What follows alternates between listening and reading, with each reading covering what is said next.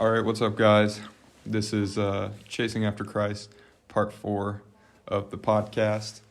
This is Lucas.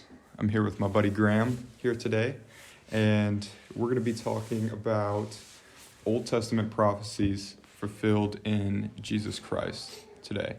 So, basically, a little rundown on some Old Testament prophecies was before Jesus came down in human form. There were prophecies about a Messiah in the Old Testament way before his time, spoken by God through people.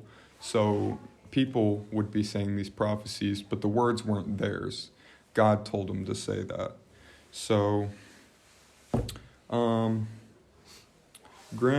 I have you here. What do you think the purpose of this messianic prophecy was? So I think that the very first point that I think is the purpose of is that God is the only true God, and this is supported by Scripture in chapter 23 of Numbers, and verse 19 it says, "God is not man that he should lie, or a son of man that he should change his mind. He has said, and will he not do it? Or has he spoken, and will he not fulfill it?" And I just think that this is just talking about the divinity of God, but also that he is the only God, and I think that supports that statement. Yeah, I think he's backing up his word almost. He's like, if I say it, I'm gonna do it. So basically, he said all this stuff in the prophecy, so he's gonna do it. So basically, Jesus fulfilling that prophecy is also fulfilling that God's keeping his word here. Yeah, and he uses a rhetorical question right there, because he's saying, has he said, and will he not do it? And it's saying, God will fulfill the prophecy. And you can't deny that. Yeah. So, yeah. All right, the next thing that comes to mind for me kind of when I look at the purpose of messianic prophecy is kind of the subjection to God's divine will. We see that here in Isaiah chapter 46, verse 9 right here. It says, "Remember the former things of old, for I am God, and there is no other. I am God, and there is none like me, declaring the end from the beginning, and from ancient times things not yet done, saying, my counsel shall stand, and I will accomplish all my purpose." So, basically what God's trying to say here through Isaiah is this kind of the same thing with Numbers, kind of reiterating it. He is the one and only God. He is the one true God. He is divine, and he is separate from man, and he has power over man. So what he declares shall be stood on, because that is his purpose. So when he declares a Messiah, that a Messiah should come or will come, and his people will stand on the fact that that is the Messiah. So that's kind of how God establishes his people, is he establishes that his work will be done and his people will acknowledge that it is his work. So yep. And one more thing here from Isaiah real quick. Is that God tells us that the Messiah will be absolutely known. If we scroll down a little bit here to Isaiah 48, verse 6. "You have heard, now see all this, and will you not declare it? From this time forth, I announce to you new things, hidden things that you have not known." So basically the point here that God's trying to make is that God has almost street cred. God's got street cred. He's got credentials.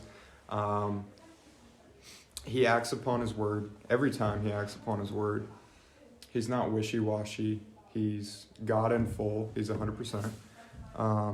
So when he announces the Messiah, he announces that the Messiah will be absolutely known by everybody. And he was.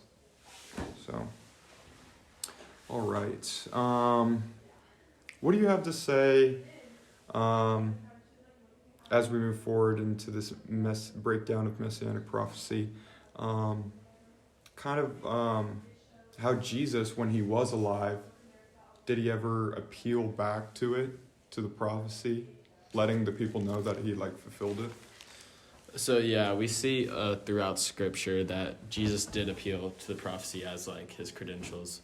So he says in Matthew 5:17, it says, "Do not think that I have come to destroy the law or the prophets. I did not come to destroy, but to fulfill." And this is saying that Jesus is kind of claiming that he is fulfilling the prophecy by him being on earth. And he's saying he's not against those prophecies, but he is fulfilling it. So he's just kind of using it as his credentials. He's not tearing down the prophecies or saying they're wrong. He's saying I fulfilled those prophecies. Yeah, not even the prophecies, but the Bible itself. Because as we know, the Bible does not contradict itself. So if he were to destroy those prophecies, the Bible would be untrustworthy and contradictory. Oh yeah, for sure. So he fulfills the truth in the scriptures right there. Yeah. So is there any more instances where he does this? Yeah, so just throughout the Gospels in general, but just another example is in Luke chapter 24, verse 27. And it says, "And beginning at Moses and all the prophets, he expounded to them in all the scriptures the things concerning himself." And this is just kind of him using the Old Testament as his credentials.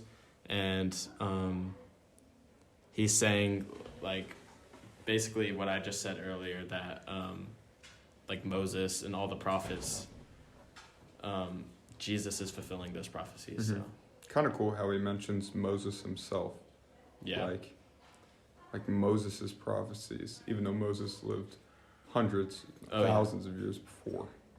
And he still is fulfilling prophecies all those years later. Kind of cool. I think it's cool how it's not just one time throughout the Gospels, Matthew, Mark, Luke, John. It's many times that he refers back to the prophecies and talks about how he fulfilled those prophecies, and how the Bible kind of just backs itself up. It never contradicts itself, and how it always it's a full circle. Yeah. Full circle. Yeah, which is cool to see. It's cool. So now we're going to move on to the New Testament writers who appealed to Old Testament prophecies. So we were just on the Gospel, the 4 books, Matthew, Mark, Luke, and John, that appealed to the Old Testament prophecies. But now we're going to move on to the rest of the New Testament, the epistles, all of that where the New Testament writers appealed to the prophecies. It was Acts 3:18, but those things which God foretold by the mouth of all his prophets that the Christ would suffer, he has thus fulfilled. And so that is talking about the crucifixion and saying God foretold by the mouth of all his prophets. So it's God speaking through all the Old Testament prophets, and Christ did suffer, and that's what the Old Testament prophecies say. Excuse me. So another place in Acts where it talks about when it's appealing to these Old Testament prophecies is chapter 13, verse 29. And that says, "Now when they had fulfilled all that was written concerning him, they took him down from the tree and laid him in a tomb." And this is just talking about after Jesus' crucifixion. He's died on the cross. And they're taking him off. When it says the tree, it's talking about the cross that he was crucified on, and laid him in a tomb. And this is where Jesus was put in the tomb, which he would resurrect in 3 days. And the writer of Acts is just saying it was written in the Old Testament that Jesus will fulfill this prophecy, and Jesus did fulfill this prophecy. So yeah, and the last few things that we're going to cover are point number 3, which is kind of Jesus's fulfillment of Moses' prophecies written by writers of the New Testament. For example, we have Paul writing in 1 Corinthians 5:7-8 on Jesus' fulfillment of the Passover and the unleavened bread. And And then it goes on later in the Old Testament to talk about the first fruits, the Pentecost, the trumpets, the atonement, the tabernacles. All these New Testament writers talking about Jesus' fulfillment of the Old Testament prophecies. And then we move on to point C, where it's the significance of predictive prophecy. So what it does is the predictive prophecy, the messianic prophecy, the significance of it is kind of the importance of behind it.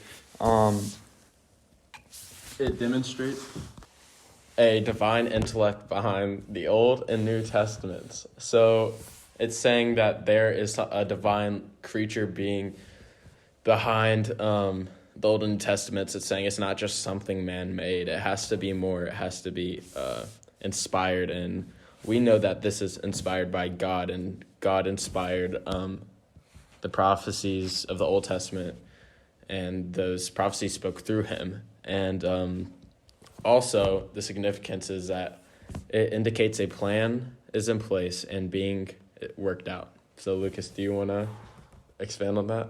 Yeah, just kind of going off that, it just kind of, the significance of it is it authenticates the deity of Jesus, and it demonstrates the inspiration of the Bible. All right, so last part we're going to talk about here are some common objections when it comes to Jesus and his fulfillment of the prophecies. So the first most common objection is that the prophecies were written at or after the time of Jesus and therefore are not prophetic at all. That's actually false because, as we know, the dead period or the silent period was about 400 years between the last book of the Old Testament and the first book of the New Testament. And actually, more proof on that is that the prophet Isaiah, who prophesied a lot of a lot about the coming of Jesus, he was actually alive 700 years before Jesus was even born. Yeah. All right, so, and the second most common objection is that the fulfilled prophecies are just a mere coincidence, but it's actually not. So for just 8 prophecies, like the chances of those being fulfilled is 100 quadrillion, and that's just for 8 prophecies, like the ones we covered from Moses. But imagine for 17 prophecies and imagine for 48 prophecies. That's a huge number. And like one in, I don't know, hundreds of quintillions of chances. I mean, like, that just doesn't randomly just happen. So I don't really think that you can argue that it's a coincidence. So, and just get the size there. Silver dollars and the state of Texas. So that number is how many silver dollars would fill up the state of Texas. All right, so that kind of wraps up the 4th podcast over the prophecies of Jesus. And it's a lot of fun, a lot of good laughs. Yeah, and the next podcast will be part 5, and that will be about the resurrection. So, see you then. Peace.